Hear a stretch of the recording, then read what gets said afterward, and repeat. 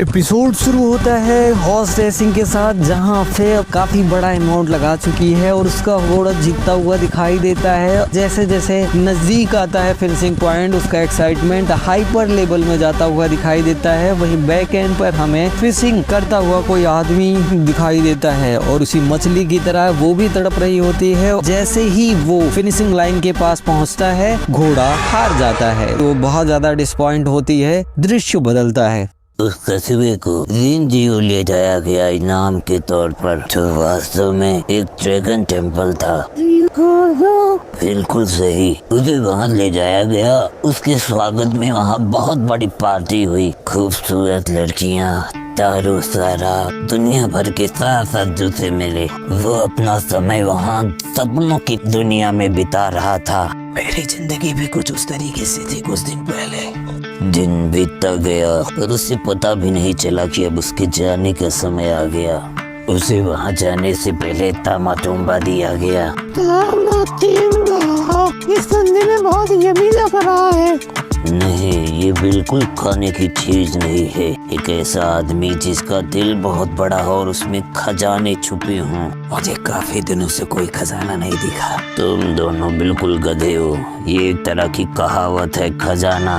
दिल के अंदर कोई खजाना थोड़ी होता है। तभी वहाँ पर एक पार्सल क्राफ्ट दिखाई देता है और वो लोग पार्सल ग्रैब करते हैं और उड़ती हुई जहाज में हमें फेट दिखाई देती है। उसके पैसे खत्म हो चुके हैं और उसे अभी पैसों के लिए बाउंटी की तलाश है। इसी कारण से वो बेबाक पर वापस आती है। जैसे ही वह वहाँ पहुँचती है, 6300 रुपया तुम मुझे दो। क्या आया कहाँ से ये? स्पेशल डिलीवरी तुम्हारे लिए। मैंने तो कुछ भी ऑर्डर नहीं किया। ये COD था, इसमें कोई रिटर्न एड्रेस भी नहीं है। मेरे पास कोई दूसरा रास्ता नहीं था, नहीं तो मैं इसे कभी नहीं लेता।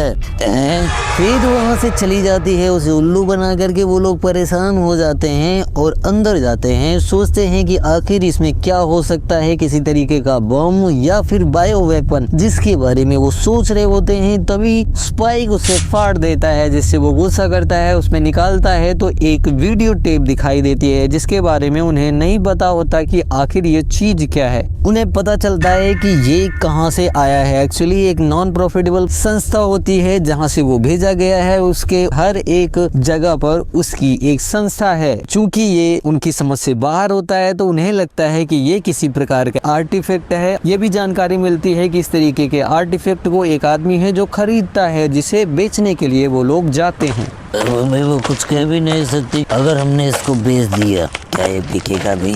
जहाँ हम चल रहे हैं वो आदमी बहुत ही पागल है। 20वीं सेंचुरी की कोई भी चीज इस तरीके के आर्टिफैक्ट के लिए वो दीवाना है। उसके लिए बहुत ज्यादा पैसे मिल सकते हैं। मुझे विश्वास नहीं होता कि इस तरीके की चीजें भी कोई खरीदेगा।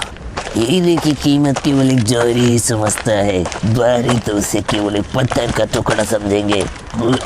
उस आदमी के पास पहुंचते हैं। वहां के हालत को देखकर सोचता है कि कम से कम मेरी COD का चार्ज ही निकल आए। वो उसके पास जाते हैं। वीडियो देखने में लगा होता है जो 20वीं सेंचुरी की होती है, जिसे देखकर वो बहुत ही इमोशनल हो जाता है और उसकी बहुत सारी तारीफ करता है। मैं तुम्हें कुछ दिखाना चाहता हूँ। मुझे पता है इसके बदले तुम मुझे कुछ ना कुछ जरूर दोगे। तुम यहाँ ये नहीं कर सकते।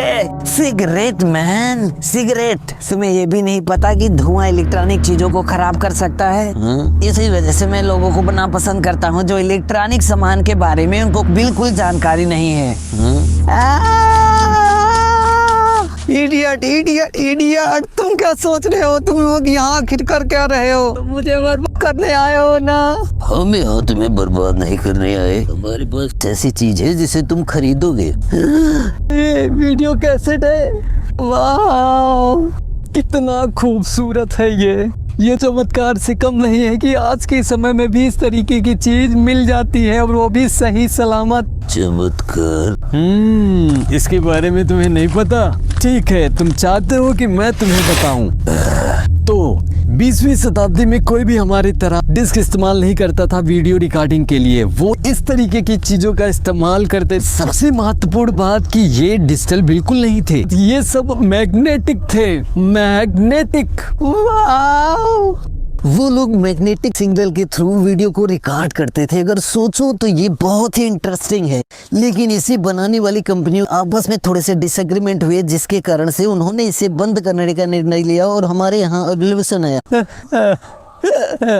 अगर तुम सोचो तो ये हमारे समय की टेक्नोलॉजी से बहुत ही अमेजिंग है। अगर इस तरीके की टेक्नोलॉजी मिल जाए तो क्या बात है। ये आसानी से नहीं चलती है। इसे चलाने के लिए हमें VHS चाहिए या फिर इसके समथिंग कुछ ऐसा प्लेयर जिसमें ये कैसेट चल सके और विजुअल प्रोजेक्शन दे सके। बहुत ही धीरे धीरे चलती है और मजे की बात ये है कि इसकी क्वालिटी जिंदगी भर बहुत ही अच्छे तरीके से मेंटेन बनी रहती है। इसकी इमेज क्वालिटी का कोई मुकाबला नहीं है। ये सारी जानकारी जो मैंने तुम्हें दी है, एक्चुअली में ये इस हिस्ट्री की छोटी सी जानकारी है। इसे और अच्छे से जानना है तो मैं तुम्हें बता सकता हूँ। जरूरत नहीं है इसे बताने की।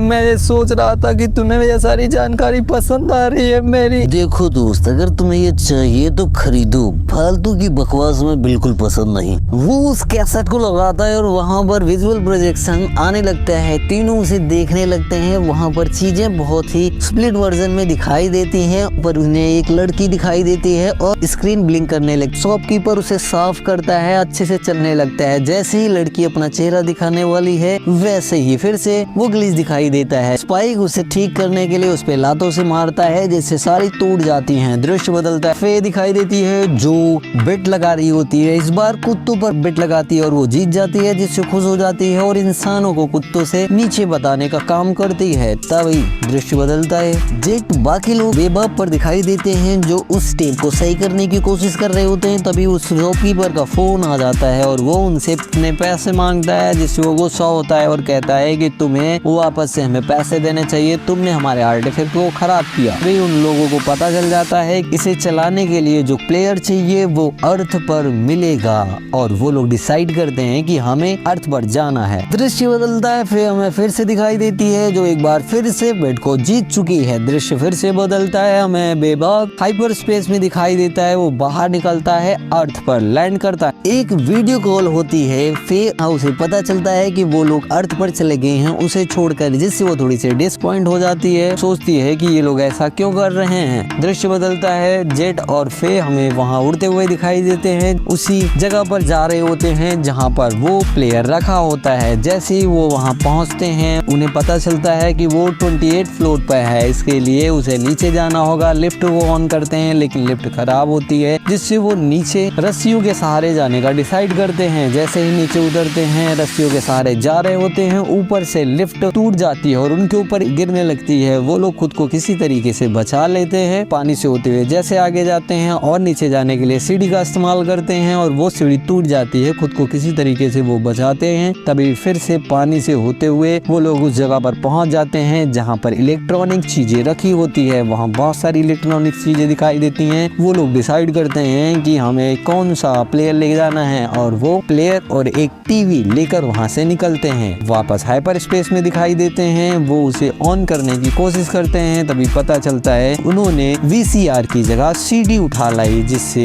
अब बहुत ज्यादा निराश हो जाते हैं कि आखिर उनके साथ ये हुआ क्या। तभी दृश्य बदलता है। फिर से फे अपना सारा पैसा उसी कुत्ते पर फिर से लगाती है। इस बार बेट वो हार जाती है, परेशान होती है और सोचती है कि आखिरकार रेस वगैरह केवल लक का गेम है, तो मुझे ज्यादा परेशान नहीं होना चाहिए। वो अपने दोस्तों की से याद आती है। तभी वो कॉल लगाती। दृश्य बदलता है। हमें बेबाक पर फिर वही दिखाई देते हैं। सब लोग बहुत परेशान पड़े होते हैं। तभी वहां पर फिर से पार्सल आता है। जेट इनकार करता है इतने महंगे पार्सल को लेने से। तभी स्पाइक उसे खोल लेता है। अब उन्हें लेना ही है। वो उसे खोलने की कोशिश करते हैं और खोलते हैं तो वहाँ उन्हें VCR दिखाई देता है जिसमें वो कैसेट चल सकती है। तभी फे भी आ जाती है। वो अंदर आती है। सब बैठते हैं, CD देखने की तैयारी करते हैं। जैसे ही वो रेडी हो जाता है, जेट फे से पैसे मांगता है कि अगर तुम्हें ये देखना है तो हमें पैसे देने होंगे। वो उठकर वहाँ से चली जाती है, लेकिन चुपके से उसे देखने का काम करती है। प्लेयर आगे चलता है तो वहाँ हमें फे की बचपन की यादें दिखाई देती है। वीडियो फे ने अब खुद को इनकरेज करने के लिए रिकॉर्ड किया होता है। वो बहुत ही इमोशनल वीडियो होता है फे के लिए, लेकिन फे को वो सारी चीजें बिल्कुल याद नहीं। इसी के साथ आज का एपिसोड होता है खत्म। मिलते हैं कल नए एपिसोड के साथ। तब तक हमारे साथ बने रहिए। Bye bye, see you.